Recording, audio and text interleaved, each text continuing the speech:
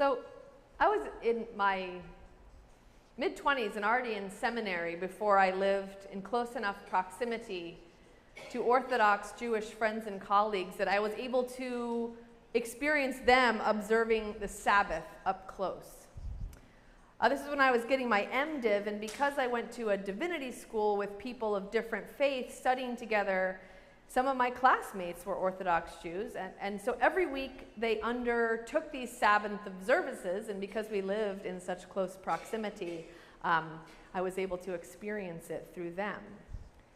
Of course, you may know, there are many regulations deliberated over hundreds of years and recorded in the Mishnah, an extra-biblical source of Jewish law, that guide both the preparations and the observances, especially of an Orthodox Sabbath. My friends and colleagues would begin to ready themselves a full day ahead, working diligently so that everything would be set and so that it would be easy to avoid the 39 categories of prohibited work, which include turning things on and off, cooking, cleaning, writing and erasing, transporting things, and many, many more. Once night fell on Friday evening, all that would be left to do was to feast and to pray and to share fellowship and to rest. Sounds pretty good, right? Now, while it may seem quite restrictive to those of us looking in from the outside, it was actually a beautiful tradition and one that seems uniquely suited to sustaining the human spirit. To stop everything for 24 hours and to trust the world to go on without us. To trust that things will be safe in God's hands until the sun comes down again on Saturday night. Now, watching this cycle go on and on and on for all the weeks that I was in seminary, watching it even as an outsider, helped give me some perspective as to why the Sabbath was of such import to people in Jesus' day and to Jesus himself, right? Jesus always seems to be talking and arguing with somebody about the Sabbath. And I just want to warn you, if you were really feeling like Jesus and feeling for the woman and feeling like, yeah, you hypocrites, while Donovan was reading, I'm going to defend the hypocrites a little bit here today, just because it seems fun. They're the underdogs. You know, it's always easy to paint Jesus' conversation partners, even his adversaries in the gospel, as just like zealous killjoys who begrudge suffering people their desire to get healed and who begrudge hungry folks their desire to be fed. But I think it's important for us to remember that this was a community in transition and that they, the Jews of that time, were desperately trying to hold on to their identity, which included these formative spiritual habits, and try to hold on to this in the face of immense pressure to assimilate to the broader culture, right? And this is a conversation that's happening in Jesus' time, and clearly he's part of that, right? Because he keeps engaging in this dialogue with other people. The question is, how do we observe the Sabbath, right? How does it unfold? And what I learned from watching and participating with my friends is that it actually does matter what's permissible and what isn't on the Sabbath, right? We tend to imagine that Jesus' contemporaries were just too rigid, right? But looking at it another way, having a line that you don't cross is how you maintain a boundary. It's the only way to maintain a boundary. In this case, the boundary of who you are and what you're doing together. So the folks who are telling Jesus, we don't do this on the Sabbath, they're not villains. They're just trying to be caretakers of this really life-giving thing that had sustained their people over many hundreds of years, right? It matters what the boundaries are. And I think the reason that they keep arguing with Jesus about is that it also matters whether everyone agrees what the boundaries are. And that's because a habit like Sabbath keeping is deeply communal.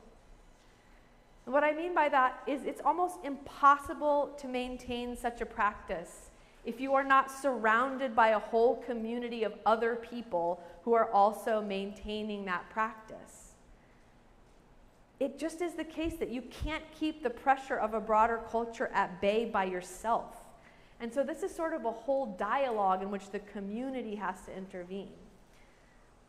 So I just want to kind of set that as a backdrop, because I think it's easy for us to be a little careless in how we characterize the community in which Jesus is embedded in ways that maybe make his message more obscure. So in this conversation about what is Sabbath, Jesus' point seems to be whatever we do or don't do, it has to be grounded in the liberative nature of God's original gift of the Sabbath, which happened in the context of God freeing the Israelites from slavery in Egypt. So the Sabbath practice has to somehow remember and somehow embody that liberation. And so Jesus heals on the Sabbath because for him, it's an expression of the day's true purpose. And that's like not a new idea. We think, whoa, Jesus is being so radical. And it's really not. Like Isaiah said exactly the same thing a few hundred years before, right? Noting that observances of the Sabbath and sacrificial ritual, unmoored from community cohesion and caretaking for the vulnerable, will not yield a connection to the divine. Will not. God will not be able to hear you if your ritual observances are disconnected from your works of justice. So my question is, what do we do with this? Like we modern Christians who don't have and keep the Sabbath commandment in the same way, who kind of have this ambivalent relationship with the Sabbath. Like sort of it's Sunday, sort of it's Saturday, sort of it's their thing, but we like to take a nap on Sunday afternoon, you know, that kind of thing. And again, I don't want to belabor this. As Jason said to me when I was leaving the house, a 95-degree day is the perfect opportunity for a very short sermon. And I want to honor that deep wisdom. So let me just briefly tell you a few things I think about what this has to do with all of us. I think it suggests that if we want to have a spiritual life, if we want our lives to be grounded in our relationship to the sacred and our identity as God's beloved, then we might consider three things. The first is having boundaries around it. Having particular times and places in which we contain our sacred habits and practices. I think this is always really challenging. I think it was challenging for the people in Jesus' time. I think it's ever more challenging for us, right? We live in a technological world. We kind of have constant access to our work and blends into home, blends into entertainment, blends into socializing, blends into communication, blends into consumption, and on, right?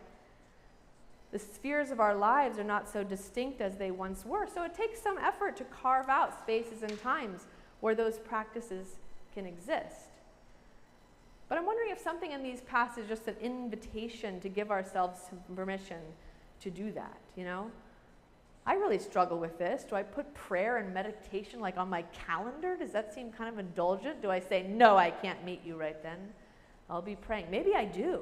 You know, it sounds sort of clinical, but I don't think it's impossible to maintain some boundaries around the things that we really want for our own spiritual journey. So that's one idea. You can try that out. The second thing I think is having a community that helps us do this work is really critical. A group that helps us maintain the container for our faithful inquiries and experiments. Like Sunday worship 10 to 11 has been pretty good for that for the last couple thousand years, right? That's a great start. We show up here together and we play music, we give our gifts, we help contain this kind of energy and these habits. And I think that's awesome, but maybe we need even more opportunities to gather and support one another in the pursuit of a faithful life, right? We have Compline, we have Prayer Ampersand. Maybe we need other spiritual groups that meet, that make a commitment to each other to help kind of hold the line on making those things a significant part of our life. So that's another idea. So we have some boundaries, we have a community. And lastly, I think whatever we do should be linked to the liberative spirit that we celebrate each time together.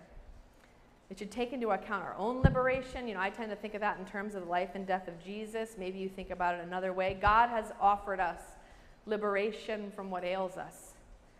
God has offered us liberation from what confines us, what chains us up. And that is connected to the liberation that God offers to all people. Our spiritual practices should take this to heart in some way. For me, I've been experimenting with this recently, acknowledging my own needs as needs that exist communally. So I feel weary, and instead of just saying, oh man, I feel so weary, God, I say, God, we are weary. Connect my own experience to the experience of all people who are weary. I need a time of rest. We need a time of rest. We all do. And somehow in connecting my resting to your resting, and the world's rest and people's needs for rest seems to sort of deepen and broaden that. And also to make sure that that practice is something that's leading me into habits of justice and mercy. So acknowledging that, I'm wondering if you'd like to try something, no, I got one no. Any yeses? Okay, one yes. All right, it's a tie. This is another great experiment to do on a hot day because it calls for doing less of everything. So I just like to briefly engage us in a small time of centering prayer together, right? This is the greatest thing to do on a hot day. Centering prayer is a method of silent contemplation practiced by Christians for very many years. You don't really need to know anything in order to do it, but I'm going to give you some tips in case you'd like that. What we're thinking about as we approach this, the woman who is unbent, right, the main character in the story. So maybe if you need to unbend your bodies, you don't need to lie down on the floor. We might never get back up. You could breathe. And then we're just going to take a few minutes to try to quiet our minds, to try to be still, and in that way to dwell in the peaceful presence of God. Now, it's easy to let our critical selves be a voice in this process. I would encourage you to just shh. I'm not doing it right. I just thought about my grocery list. I forgot to feed my dog. Why is she going on and on? These thoughts float into our heads. We can just push them away like clouds in the sky. So we're just going to be quiet for even just 3 or 4 minutes. When we hear thoughts, we're going to push them away and we're going to return to the stillness that is at the center. So let's try this together, and then I'll end with some words of prayer.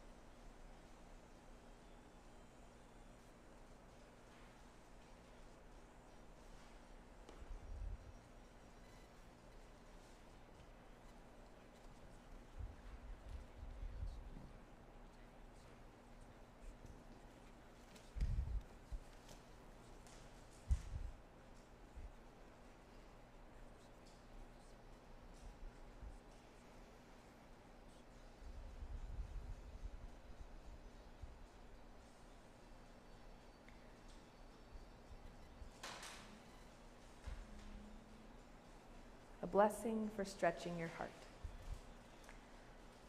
God, my life has too many things. Awful, lovely, full, beautiful, shockingly incomplete.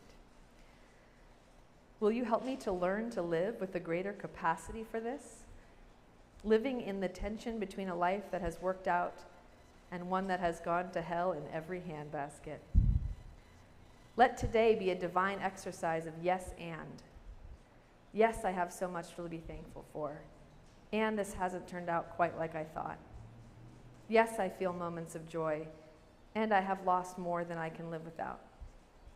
Yes, I want to make the most of today. And my body keeps breaking. Yes, I am hopeful. And this is daunting. Yes, I am trying to be brave. And I feel so afraid. So bless me trying to live between these two words, yes and.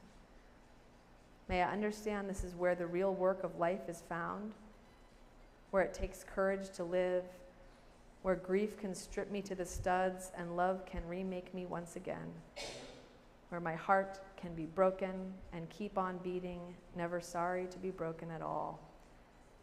Yes and. Make me capable of great joy, great love, great risk, even fear, as you expand my heart today and always. Amen.